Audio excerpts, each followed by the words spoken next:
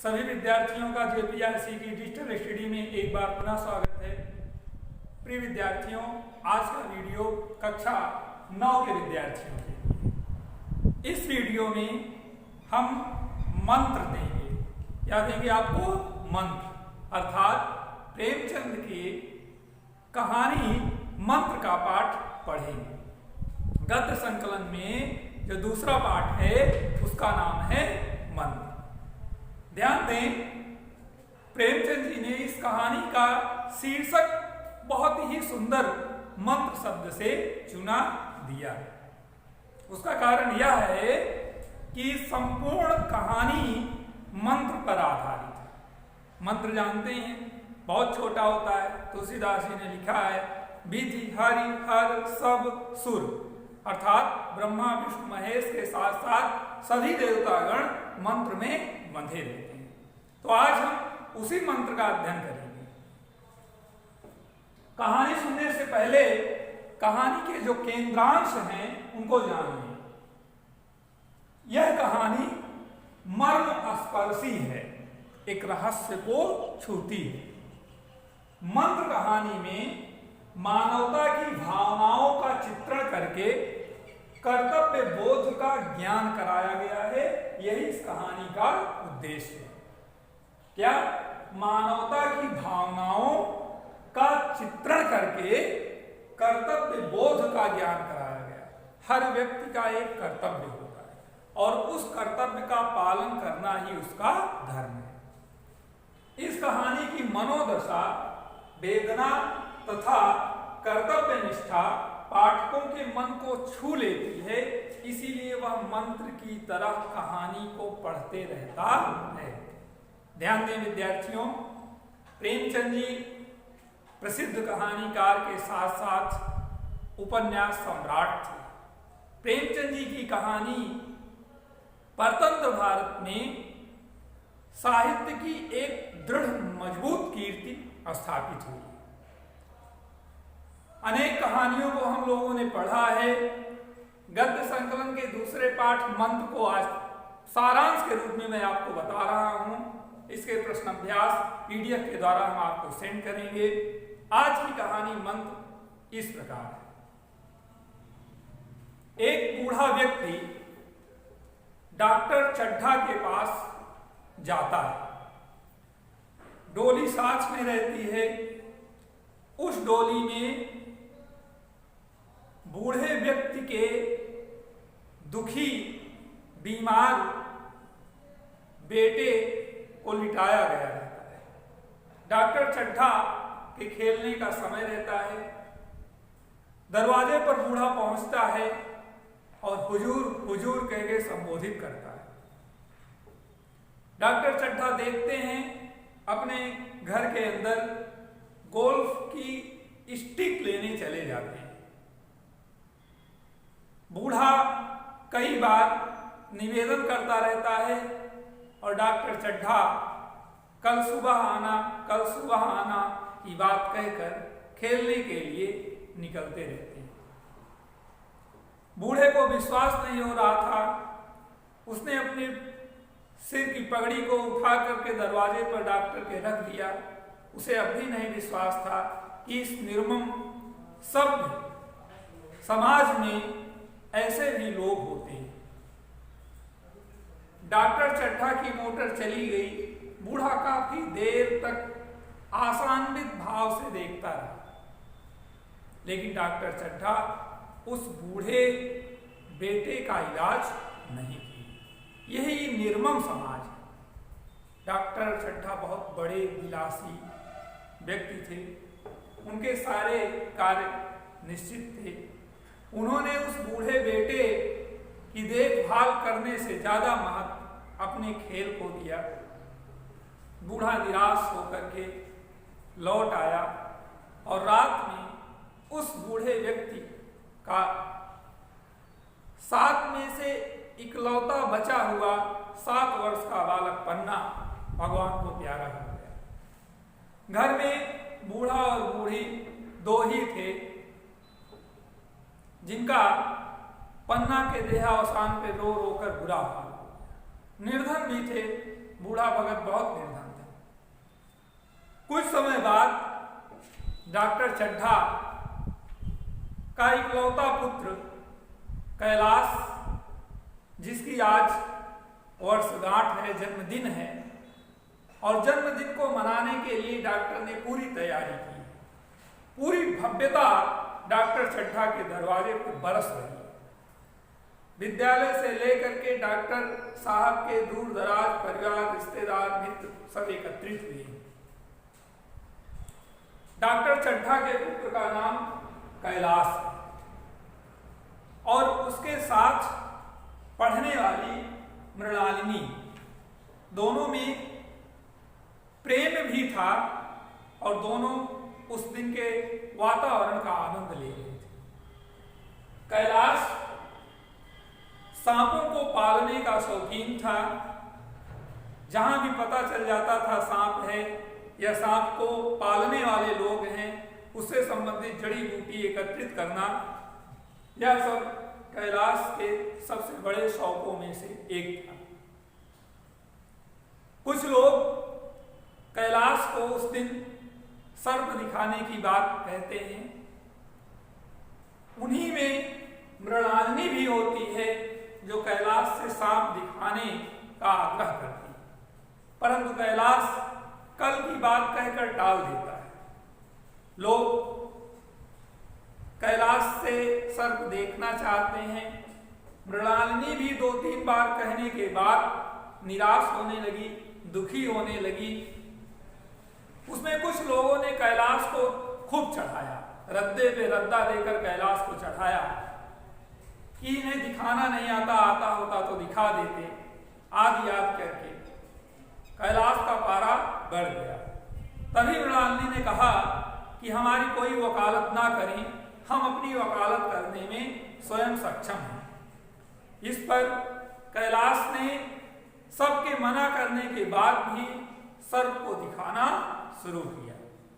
मृणालिनी ने कहा आज रहने दीजिए, बाद में दिखा दीजिएगा, क्योंकि अब वो निराश हो गई और कैलाश जान गया था कि मृणालिनी इच्छावश नहीं बल्कि निराश होकर कह रही है। कैलाश अपने सांपों में से एक काले गेहुए रंग के सांप को निकालता है और कहता है कि मेरे सभी सर्पों में यह सबसे जहरीला सर्प है। हाथ में लेता है और लोगों से कहता है कि सर्प बहुत बुद्धिमान होते हैं। जब इन्हें पता चल जाता है कि इस व्यक्ति से हमें कोई खतरा नहीं है, तो सर्प भी किसी को काटते आज नहीं। लोगों ने मजाक बनाते हुए कैलाश से कहा कि अरे सर्प के दांत निकाल दिए होंगे। कैलाश क्रोधित होकर कहा मैं कोई सपेरा नहीं हूं जो सांप पालने के लिए उसके दांतों को तोड़ देता। कैलाश उस जहरीले सर्प की गर्दन को दबाता है और दबा करके लोगों को दांत और जहर दिखाने का प्रयास करता है। गर्दन पर जोर पड़ने से सर्प बहुत भयभीत हो गया, क्योंकि कभी भी कैलाश ने उसके साथ ऐसा व्यवहार नहीं किया। अचानक इस प्रकार के व्यवहार से वह क्रोधित हो जाता है, तिलमिला जाता है, और जैसे ही थोड़ी सी गर्दन कैलाश ढीला करता है, वैसे ही वह उछल करके उसके हाथों में डंक मार देता। कैलाश की उंगली से बूंद टपकने लगता है खून का।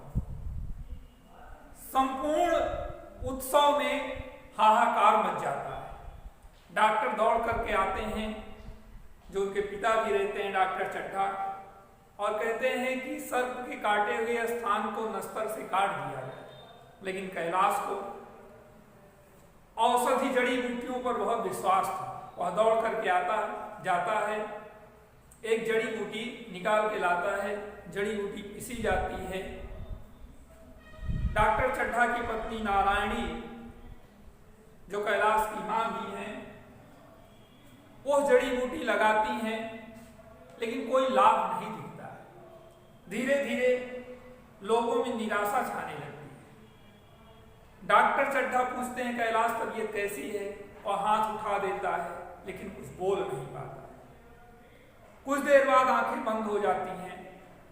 डॉक्टर चड्ढा पछताने लगते हैं कि मैं भी इसकी बात पर आ गया, ना तो नस्तर लगाया ना ही दवा दी। डॉक्टर चड्ढा के मित्र भी थे जो सलाह देते हैं किसी झाड़ फूंक मारने वाले को लाइए, झाड़ फूंक से सर्प के जहर को दूर किया जा सकता।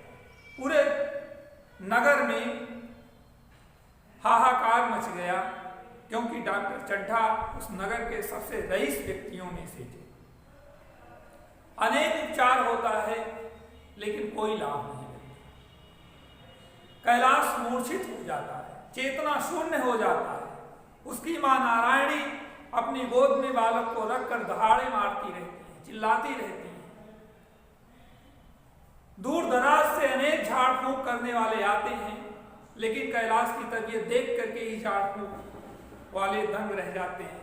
कोई मंत्र नहीं पढ़ता, कोई झाड़ता फूंकता नहीं, सब निराश हो जाते हैं। धीरे धीरे करके सभी रिश्तेदार नातेदार डॉक्टर के वापस चले जाते हैं। अब आसमान में रोने वाले से तारागण बसते हैं और कोई नहीं रहता है। ऐसे में एक चौकीदार उस बूढ़े भगत के पास जाता है और कहता है कि जाओ झाड़ फूंक करो, आप आदमी बन जाओगे। बात को सुन करके बूढ़ा बहुत प्रसन्न होता है और कहता है अब डॉक्टर चड्ढा को पता चलेगा कि पुत्र की ममता क्या होती है।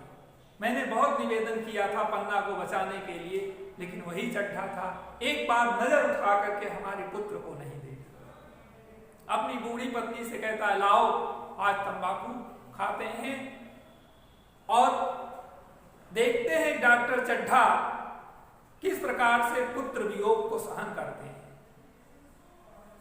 रात होती है, डॉक्टर चड्ढा के उत्सव में जहां रुदन हो रहा था, निराश थे सब, पुत्र कैलाश को मरा मान लिए थे।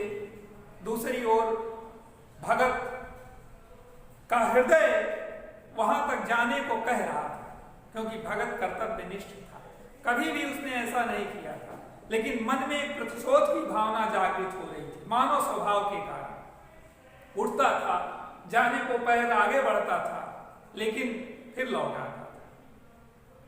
धीरे धीरे करके नहीं रह गया क्योंकि उसके हृदय में मानवता जाग गई थी और तीव्र गति से दौड़ते हुए वह नगर की ओर उस हवेली पर पहुंचा जहां डॉक्टर चड्ढा रहते थे। आवाज दिए, डॉक्टर बाहर आए और सब कुछ खो चुका, लुट चुका डॉक्टर का निराश भाव से उस बूढ़े की तरफ देखकर कहते हैं जाओ कल आना। कल क्या, मैं 1 महीने तक हो सकता हूं किसी का इलाज ना कर पाऊं। डॉक्टर जानते हैं कि इलाज के लिए आए, तो बूढ़ा कहता है कहां है भैया, एक बार दिखा दीजिए। डॉक्टर बूढ़े पर दया करके निराश भावना से जाते हैं, कैलाश को दिखाते हैं। बूढ़ा कहता है कि कुछ नहीं हुआ है, भगवान की कृपा से सब कुछ ठीक हो जाएगा, ईश्वर बड़ा कामसाज है। कहारों को बुलाता है और पानी भरने के लिए कहता है। कहार लोग आते हैं, पानी भरते हैं और बूढ़ा मंत्र पढ़ना शुरू करता है। एक एक मंत्र के बाद कैलाश के ऊपर पानी का घड़ा डाला जाता है। बूढ़ा अपनी जड़ी बूटी कैलाश के नासिका पर रखता है, मुंह में डालता है। धीरे धीरे सनई सनई सूरज की लाल लाल लालिमा की किरणें जैसे ही पृथ्वी पर पड़ी, वैसे ही कैलाश की लाल लाल आंखें भी खुल गई। आंख खुलते ही सभी आश्चर्यचकित हो गए। मरे हुए कैलाश को जीवित पाकर डॉक्टर चड्ढा फूले नहीं समाये। नारायणी भी बहुत प्रसन्न हुई। तभी लोग उस बूढ़े व्यक्ति को ढूंढने लगते हैं और बूढ़ा व्यक्ति एकदम से दबे पांव वहां से भागते हुए जल्दी से आया कि घर में बुढ़िया के जागने से पहले हम पहुंच जाएं। सब लोग बूढ़े व्यक्ति को खोजने लगे परंतु वो बूढ़ा नहीं मिला। एक ने कहा कि तंबाकू भी उसने खाई थी किसी के लिए नहीं। इस कर्तव्य बोध ने डॉक्टर चड्ढा की मानवता और हृदय को झकझोर दिया। उसने कहा कि जहां भी वह बूढ़ा होगा मैं उसे खोज निकालूंगा, अपनी सारी संपत्ति दे दूंगा। मैंने सोचा था कि उस बूढ़े व्यक्ति को मैं बहुत कुछ दूंगा।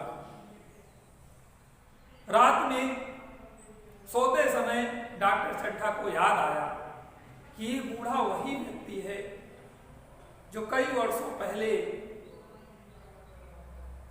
किसी बीमार को लेकर आया था। मेरे खेलने का समय हो रहा था, मैं चला गया और उस बीमार को नहीं देख पाया। डॉक्टर चड्ढा आत्मग्लानि के कारण मरे जा रहे थे और उन्होंने संकल्प लिया कि आज से हम इस प्रकार का आचरण कभी नहीं करेंगे, मेरा संपूर्ण जीवन दूसरों के लिए रहेगा। तो प्रिय विद्यार्थियों, कहानी का जो उद्देश्य था वो शीर्षक पर आकर समाप्त होता है और डॉक्टर चड्ढा जो वैभवशाली होकर के अपने आमोद प्रमोद में किसी की जान की परवाह नहीं किए, और वो बूढ़ा दूसरी तरफ जो अपने पुत्र को खो जाने के बाद भी दूसरे के पुत्र को बचाना ही अपना कर्तव्य समझा और बचाता भी है। तो इस प्रकार से कभी भी हमें मानवता के खिलाफ आचरण नहीं करना चाहिए। समाज में बहुत धनी लोग हैं, उनको जरूर शिक्षा लेनी चाहिए कि धन के वैभव में मद में चूर ना हो, मानवता ना खोएं, क्योंकि मानवता ही उनका सच्चा धर्म है। प्रिय विद्यार्थियों, इस पाठ के अभ्यास प्रश्न को हम PDF के द्वारा आप तक पहुंचाएंगे। पुनः नए वीडियो में नए प्रकरण के साथ हम आपके सम्मुख उपस्थित होंगे। तब तक के लिए धन्यवाद।